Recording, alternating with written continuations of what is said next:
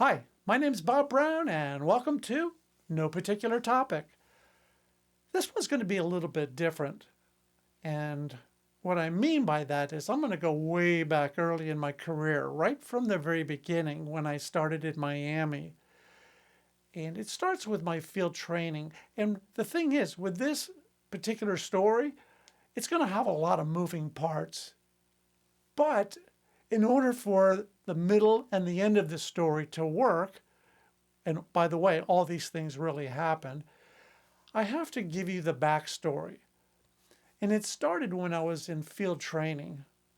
My FTO, field training officer, how do I put this? I'm trying to be nice. He wasn't the best example of someone who should train anybody. Well, I'm just going to say it. Here's how he trained me. Well, on Saturdays when we worked, we'd be at his place watching football games with one of the other guys, and he'd be washing dishes. In his closet, he showed me one time, he had boxes and boxes of ammunition, which he pilfered from the department. He had to have his roof cut off of his car because he neglected it so bad it rusted off. Yeah. And my first day with him, he wanted me to clean his car. And I said, okay. I went in there and it looked like a landfill inside. Like whatever he did, he just threw it anywhere in the car. It was kind of a clue on what was to come. So anyway, he had a technique also of getting out of working crashes. This is the guy training me. And what he would do is, I got to say, it was kind of ingenious at the time, but he knew the dispatcher. So when we got a wreck, what he would do is double click the microphone. The dispatcher would hear that and not call him to that. But he's supposed to get calls because he's training me. I didn't know anything when I got through with this guy. So after about a month in, well, they put me with some guy on a midnight shift, and I was only going to be with him, I think, 2 days or something like that. Well, we did a traffic stop, and I just stared at the ticket book, citation book, and he watched me, and I'm just looking at it, and I'm looking at him, and he's looking at me, and he goes, Bob, what are you doing? I go, I don't know how to write a ticket. He's like, what? Who was your training officer? And I told him who it was. And he goes, of course. So he knew how he was. And this guy was pretty sharp. But I then ended up with a different training officer for the last half. And in 3 weeks, I learned more in those 3 weeks that I can't even explain how much I learned in those 3 weeks. That's how much I learned because this guy was excellent. He was also, which I also loved, a stickler for paperwork, and everything had to be perfect. Traffic stops, we did them non-stop. We arrested people. We did all kinds of stuff. When I was with the other guy, I would go, hey, there's a traffic violation. And he'd go, don't worry about it. I'm like, but, he goes, nah. So that was the guy who initially supposedly trained me. But it was a good training experience because I knew exactly what I didn't want to be. And with this other guy, it was pretty much everything that I wanted to be. So I learned a lot from this guy. And the other thing with the department in Miami was there were factions. In other words, you had groups. You were either with this group or you were with that group. And I made my choice. I wanted to be with the group where my training officer, the good one, his name was Bob. That's interesting, Bob.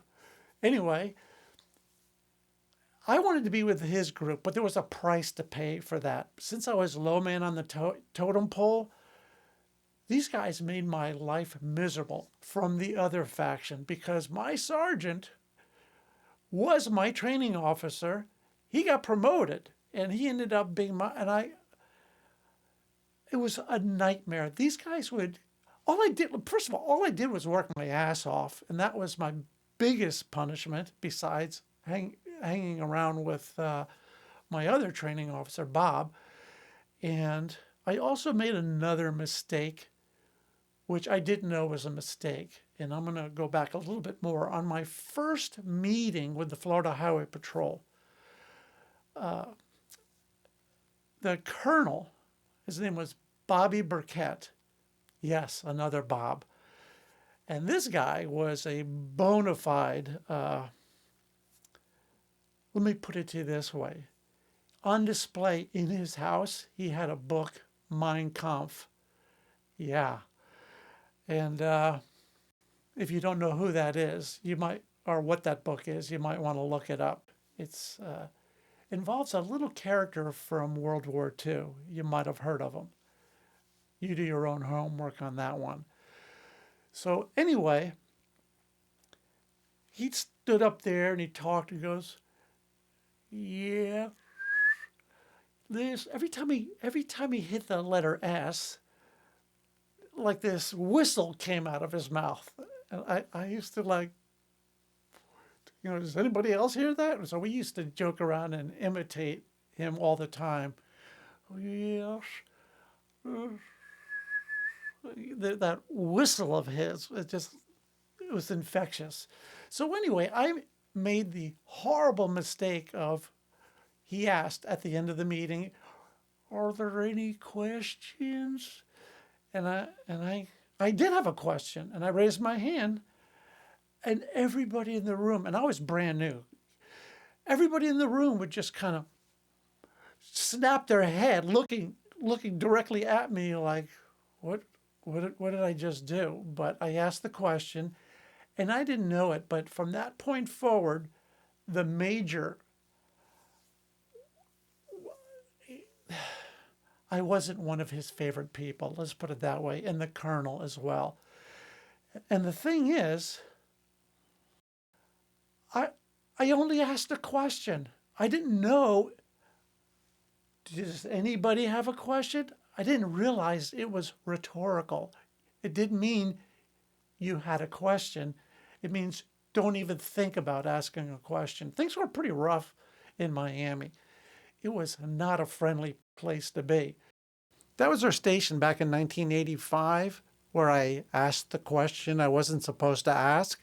But eventually, our colonel, our major, and even the car repair shop all were in cahoots of some sort or another, and they all got in trouble for one form or another of corruption. Now let's fast forward a little bit.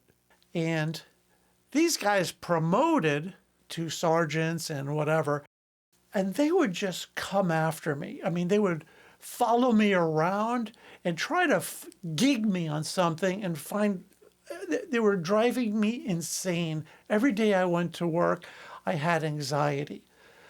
And it was a very tough time. But I did my job, and I did the best I could. And I liked it at the time. Operative at the time. And well, a particular incident took place which kind of was the beginning of the end for me with the department at that time. But that's going to be chapter 2.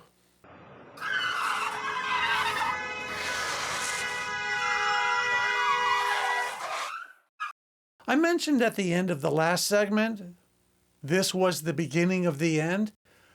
Well, it really was, because I ended up leaving the department in see, what was it? August of 1989. I did return though, but that's a whole other story. And you know what? I think I'm going to tell that story as well. Well, anyway, I had to turn in some paperwork, which was pretty typical. And I think the year was 1987 or 88. It's kind of all a blur at this point. But I had to bring some paperwork to the station.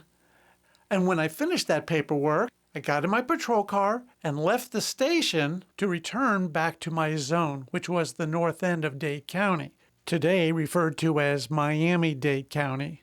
This was the route back to my zone, and I'm telling you this because it becomes pertinent later on in this story. Well, I started from the station and went west on West Flagler Street. I turned right on 27th Avenue. From 27th Avenue, I turned right onto State Road 836, also known as the Don Shula Expressway. Then I hopped on I-95 and went north on I-95. From I-95, I then exited onto westbound State Road 826, which is known as the Palmetto Expressway. I traveled west. As I approached the 27th Avenue exit, I saw some guy walking east along the outside lane edge line. It's illegal to walk on an interstate in Florida, so I stopped my car right around the exit ramp. It was about 12 miles from the station to here. I got out of my car and walked over to that guy, and I said, "Excuse me, sir, you can't be up here." And he just has this expressionless look on his face. And I thought, oh boy, here we go. And he just kept walking as if the world didn't exist around him. And I'm like, wow, okay, well, this guy's going to get hit by a car. I decided, I'm just going to grab him under his armpit and his wrist and just guide him out of the road. So that's what I did. And as soon as I grabbed him, this guy starts screaming and flailing. He's like, yeah. And I'm like, holy shit. So I'm trying to hold on to him, but I didn't expect him to do that. And he pulls me along with himself into the roadway. And we fall down onto the road. And I'm like, oh my God. I look over and there's the traffic. And I'm like, okay. This is how it ends. And so I could hear all of the traffic and cars screeching around me. And it's like, oh my God. So one car stops right in front of us. And some guy jumps out of the car and said, "Trooper, you need some help?" And I looked at him. I go, "Yes. I need to handcuff this guy. Could you give me a hand here?" And he goes, "Yeah." So he held him down, and I was able to get his wrists behind him and handcuff him. And I dragged him face down out of the road. And that guy then got his car off the road, and he stayed where I could interview him. But I also asked him to hang in there a little bit and sit on this guy so I could go get a tie wrap to tie up his feet. And that's what I did. So at that point, he was immobile. Meanwhile, I didn't know people called 911, which I don't know where you're at, what country you're watching this from, but if you're from the U.S., 911 is emergency services. So then the Dade County Police Department shows up, and they helped me put the guy in the back of my car. Also, a supervisor showed up, and this particular supervisor was one of those guys who used to follow me around and try to find something wrong. He was a dick. And so when he showed up, you would think the first thing out of his mouth would be, "Hey, Bob, you okay? Everything all right?" No, that's not what he said. He goes, "What are you doing out here?" I go, "What?" And he goes, what are you doing here? And I go, I work here. He goes, well, what were you doing at the station? Because you can hear everything on the radio, what people do. And I said, well, I got called in to bring some paperwork in, which is normal. And he goes, well, then what were you doing on Flagler and 27th? I go, when I left, I went from the station to Flagler Street to 27th Avenue. He goes, well, I heard you on 836 and I-95. I'm like, this station, 27th Avenue, 836, I-95 to here. And he goes, well, let me tell you, and I said, get the fuck away from me. And he went back and he was like stunned because he's not used to anybody not putting up with his crap. And he goes, oh, and then he just walks away. And then someone in the crowd, because a crowd accumulated by that point, and one of the people said, who is that guy? And I go, that's my supervisor. And he goes, what an asshole. And I go, yeah. So then this guy comes back up to me again. And he goes, well, you know, when you write that report, and I looked at him and I went, don't tell me how to write my reports.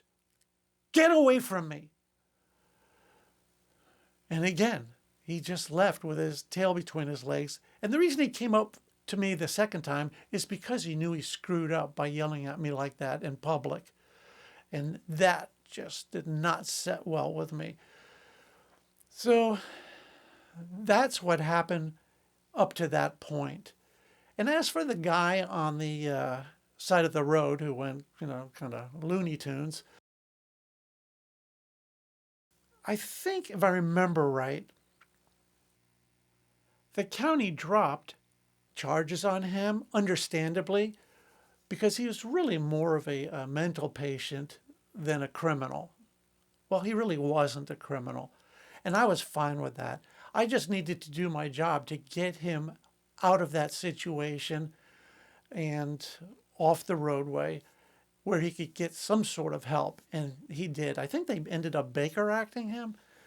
And at that point, I think they ended up going on his meds. He wasn't on them. So that's what happened up to that point.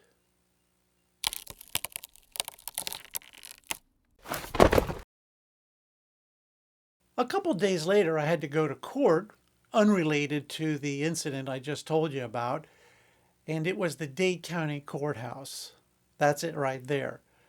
That arrow points to the window where our court liaison office was. I went inside the courthouse and I went to the stairs because we're on the second floor. So I went up the stairs to the top and went into the court liaison office, and there's that supervisor. He's sitting at that windowsill. And I'm like, I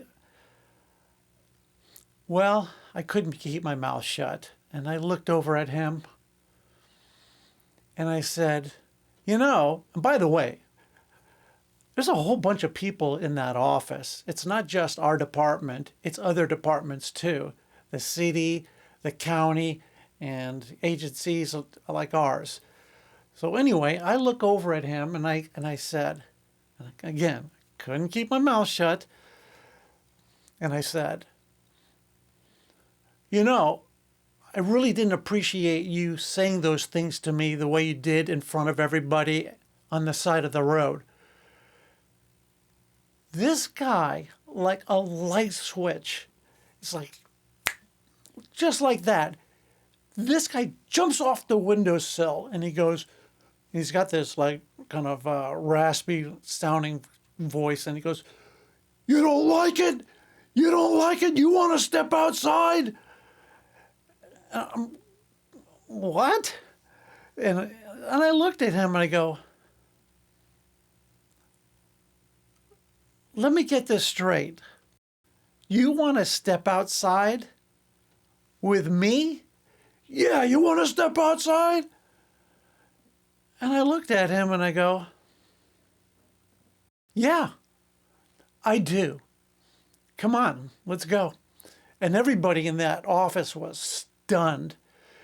And he got right next to me and we started going down the stairs and not a word the whole time. Then we go out the front doors. I think I called his bluff because this guy's always full of crap, you know. So I knew we weren't going to be involved in a fist fight on the courthouse steps. Could you imagine? So we start walking outside. We go to the sidewalk, and I said to him, just so you know, I am looking forward to stepping out with you, as you put it. But first, I want to make a slight sidetrack to some other place. He goes, well, what's that? I go, to the captain's office. We're going to talk about this with him, and then when that conversation's over, we will step outside. And he's like, well, you know, you don't really need to, you know, we don't need to. He goes, well, look, and he just, I don't even remember what he said anymore. He just fumbled around and he just went back in. But I didn't. I went straight to the captain's office. And I gave him an earful. I walked in his office and I slammed my fist on his desk. It was like loud. And I go, get these fucking guys off my ass and you get them off my ass now. And he jumps back in his chair and he goes, Bob, what's the matter? Just take it easy. Because it wasn't expected for someone to just walk into his office and scream like that. And he goes, okay, well, just sit down. Let's talk about this. And I told him, I said, Captain, I'm going to tell you a story. You're not going to believe me. However, every bit of what I'm about to say is true.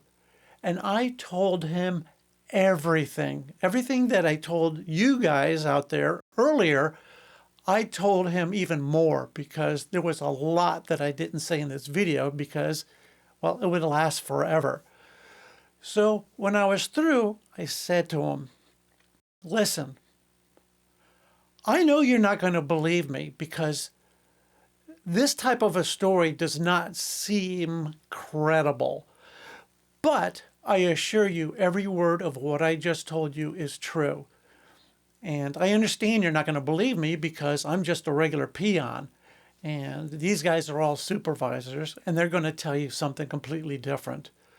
But one day, you're going to come up to me and say, Bob, you were right. But I don't know when that day's going to be. But it might be a week, a month, a year. I don't know. So I left his office and everything was cool after that. But as I left his office, Bob, my other training officer, the good one, he's right there. And I guess he heard the whole thing. I guess it was hard not to hear the whole thing. And so I just didn't even look at him. I just went right out down the hallway, out the door, and I was gone. But he later told me, he goes, the captain asked me, he goes, Bob just gave me this story, and I just want to know, do you know about any of this? And he said, yeah. And he said, is any of it true? And he said, every bit of it.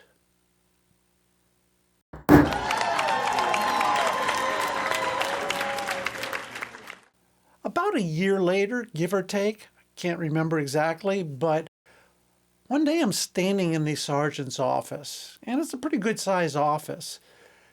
And the captain walks in and stands right next to me. I'm like, uh, I didn't know what to do. I go, hey, Captain. He goes, Bob. He goes, you were right.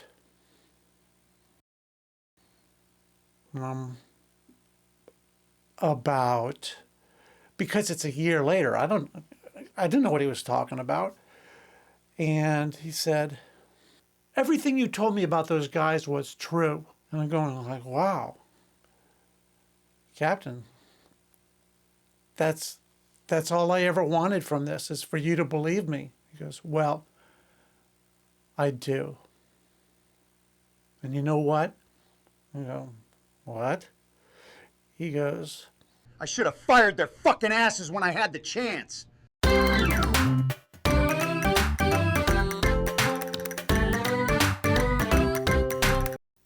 yes. If interested, I do have another YouTube channel. It's called 8 and 35mm Restoration. On that channel, I posted a whole bunch of my old home movies. Some of them I shot in sound and some were silent. Of the silent ones, I did add some music, voiceovers, and sound effects on some of them. I also have a whole bunch of tutorials on how to digitize and process 8mm movies, still photography slides, photographs, and negatives. If you're interested, I did put a link in the description below.